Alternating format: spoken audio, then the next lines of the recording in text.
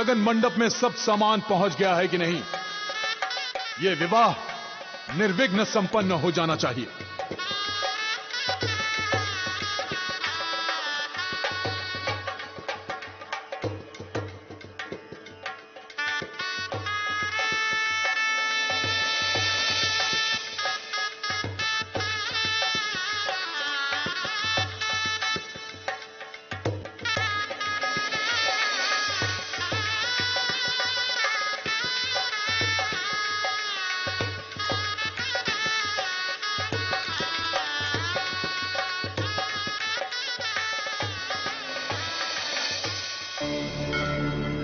हे पवन पुत्र हनुमान, हे रुद्रा अवतार मारुति, इंद्रलोक में आपका स्वागत है। आदेश कीजिए प्रभु, हम आपकी क्या सेवा कर सकते हैं?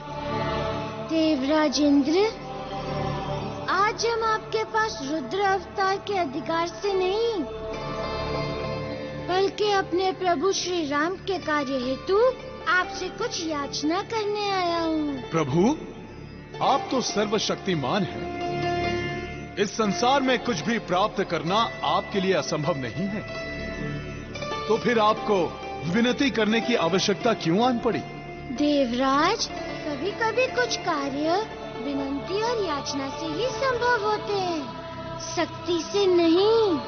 और हमें विश्वास है आज हम आपके द्वार से खाली हाथ नहीं लौटेंगे।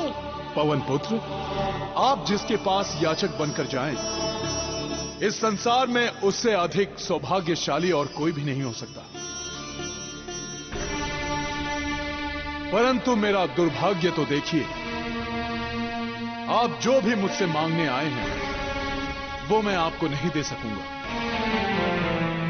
हाँ प्रभु, मुझे ज्ञात है कि आप मुझसे रूमा का हाथ मांगने के लिए आए हैं।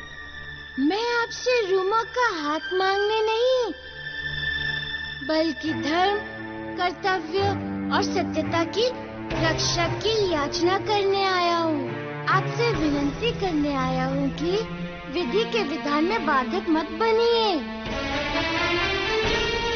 मैं आपका तात्पर्य नहीं समझा पवन पुत्र। हमारा तात्पर्य ये है देवराज कि आपने धर्म के विरुद्ध जाकर अपने वचन के द्वारा एक कन्या के पिता को उसके अधिकार से वंचित किया है। आपने पुत्र मोह में अपने कर्तव्यों की अवहेलना की है। आपने सत्यता को झुठलाया है,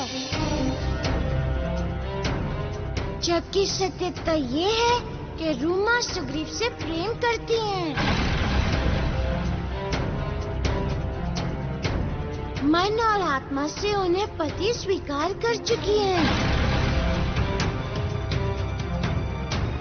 आप जो भी कहें पवन पुत्र, किंतु मुझे मेरे पिता धर्म से अड़िग नहीं कर सकते। आप तो सर्वशक्तिमान हैं। यदि आप चाहें तो रूमा को मेरी सहमति के बिना भी लेके जा सकते हैं। किंतु जब यह संसार आपसे पूछेगा कि आपने अपनी शक्तियों का दुरुपयोग क्यों किया, तब आप उन्हें क्या उत्तर देंगे? देवराज इंद्र,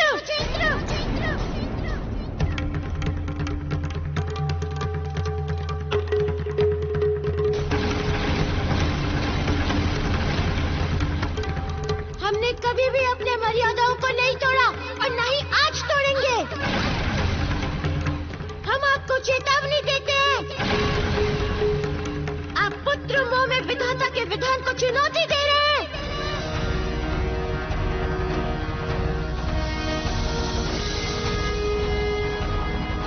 मैं अपने पुत्र बाली के हित के लिए जो कर सकता हूं अवश्य करूंगा, फिर चाहे परिणाम जो भी हो।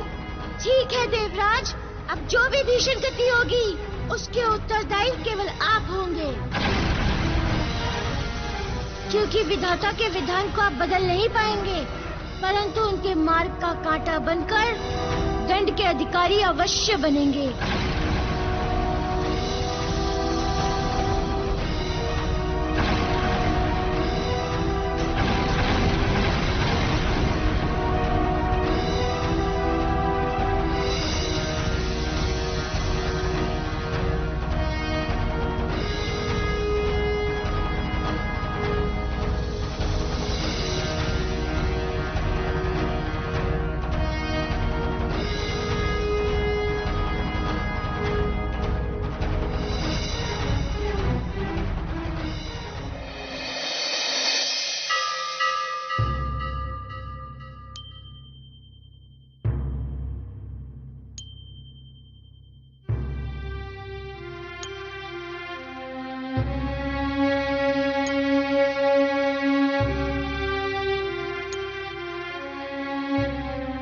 ये क्या हो गया है रूमा को?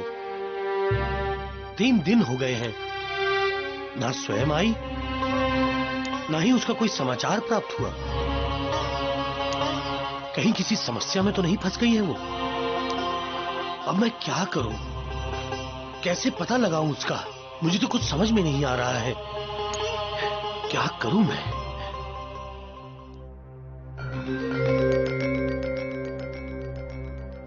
तुम सब यहां? रूमा कहां है? वो क्यों नहीं आई? रूमा अब कभी नहीं आएगी राजकुमार। उसका विवाह होने वाला है। क्या?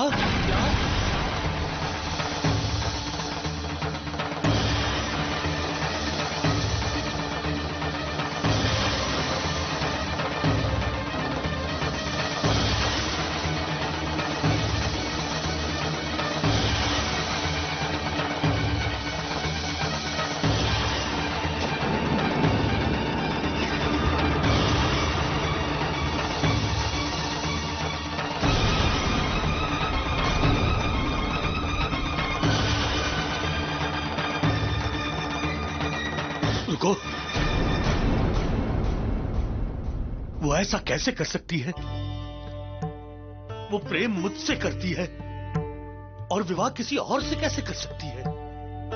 होगी उसकी कोई विवशता, किंतु इसमें हम आपकी कोई सहायता नहीं कर पाएंगे। हमें क्षमा करें।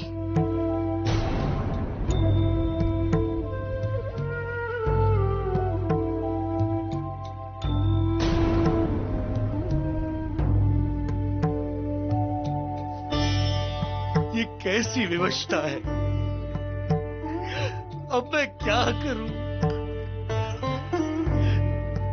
रूमा, ये तुम क्या कहते जा रही हो? तुम मेरी हो रूमा, मात्र मेरी। हमें गंधर्व लोग जाना चाहिए। हाँ, लेकिन मैं जाऊंगा कैसे? कैसे जाऊंगा वहां? मारुति, हाँ, एक मारुति ही है जो हमारी सहायता कर सकता है। उसे तो समस्त लोगों में विचरण करने का वरदान प्राप्त है ना? हाँ।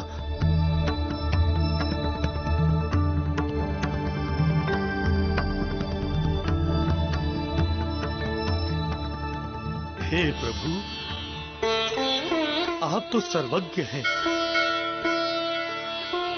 यदि रूबा के पास कोई विवशता हो प्रभु, तो उसकी विवशता का समाधान करिएगा प्रभु। उसकी रक्षा करिए प्रभु, उसकी रक्षा करिए प्रभु।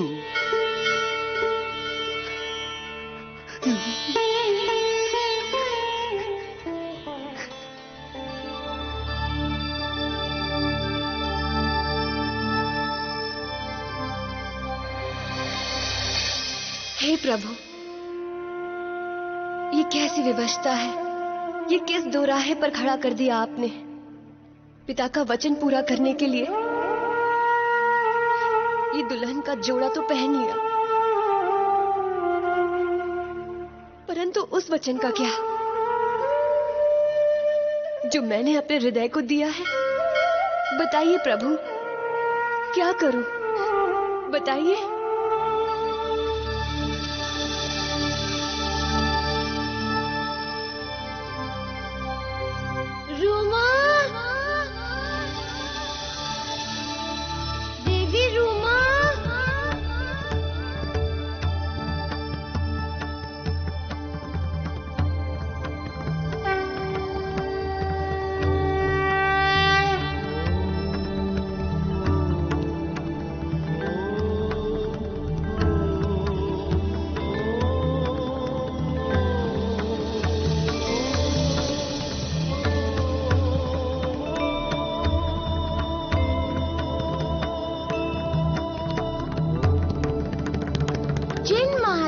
आप इस प्रश्न का उत्तर पूछ रही हैं, वो महादेव तो स्वयं आपके पास है, आपके हृदय में बसे हैं। ये प्रश्न तो आपको अपने आप से पूछना चाहिए। किंतु मारुति, उस वचन का क्या जो पिताजी ने इंद्रदेव को दिया और मैंने स्वयं अपने आप को। ये तो आपका हृदय भी जानता है कि इंद्रदेव ने अधर्म पूर्वक आपके पिता से वचन लिया है। वो वचन अहंकार, मर्यादा और झूठे मान सम्मान के आधार पर खड़ा है, जबकि आपका वचन सच्चे प्रेम का प्रतीक है। किंतु मारुति, मेरा पुत्री धर्म, इसी धर्म की दुहाई देकर आपको विवश किया जा रहा है। इस संसार में सबसे बड़ा अधर्म है किसी स्त्री का विवाह उसकी इच्छा के विरुद्ध किसी और से करा देना। महादेव ने ऐसी विवाह व्यवस्था बनाई है कि स्त्री को अपनी इच्छा के अनुसार अपना वर चुनने का पूरा अधिकार है। अब ये आप पर निर्भर है कि आप अपने हृदय की सुनती हैं और महादेव की बनाई विवाह व्यवस्था का मान रखती हैं। देवी, अब मुझे लग रहा है कि मैं आपके बिना नहीं रह पाऊंगी। मैं आपसे विवाह करना चाहता हूँ। या इंद्र द्वारा छल से लिए गए पिता के वचनों को पूर्ण करती हैं। मैं तो अपनी पुत्री के विवाह का अधिकार आपको सौंप ही चुका हूँ। तो ठीक है। कल पुष्य नक्षत्र की मंगल बेला पर आपकी पुत्री रूमा और मंदार का विवाह।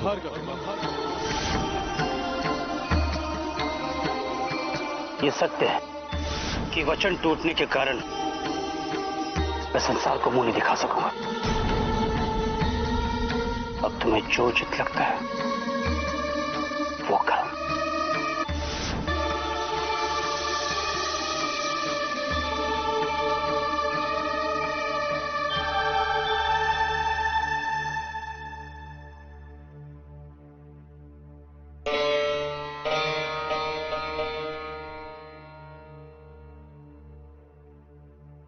रूमा, चलो, विवाह का मुहूर्त निकला जा रहा है।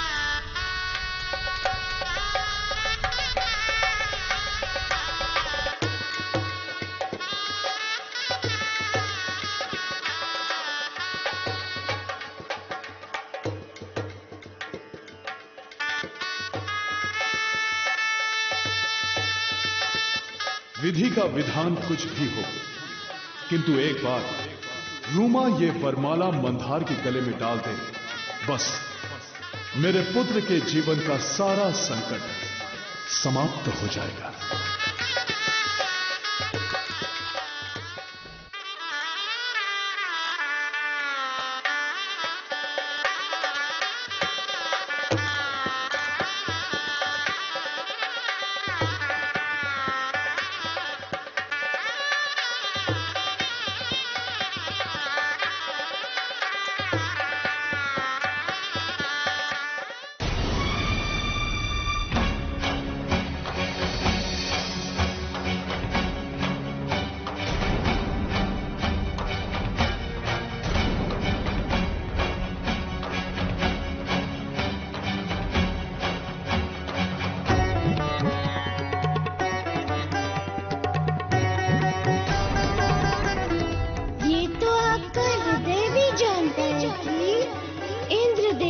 अधर्म पूर्वक आपके पिता से वचन लिया है। वो वचन अहंकार और झूठे मान सम्मान के आधार पर खड़ा है, जबकि आपका वचन सच्चे प्रेम का प्रतीक है। महादेव ने ऐसी विवाह व्यवस्था बनाई है कि स्त्री को अपनी इच्छा के अनुसार अपना वर चुनने का पूरा अधिकार है।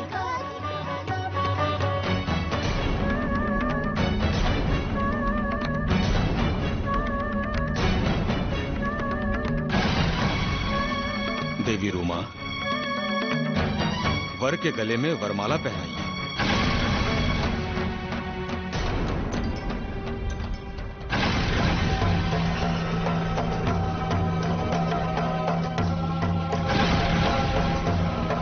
स्त्री को अपनी इच्छा के अनुसार अपना वर चुनने का पूरा अधिकार है।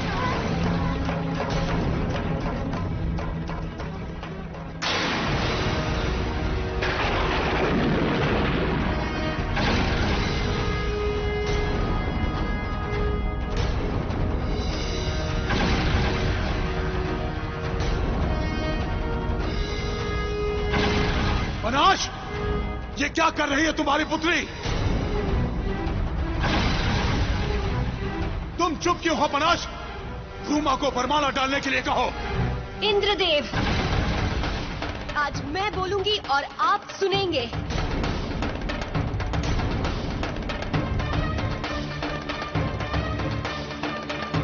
और सुनेगी देवों की ये सभा। मैं गंधर्वराज पनाश की पुत्री रूमा देवों की इस सभा में ये घोषणा करती हूँ कि मैं किष्किंधा के राजकुमार सुग्रीव को अपना पति स्वीकार कर चुकी हूँ।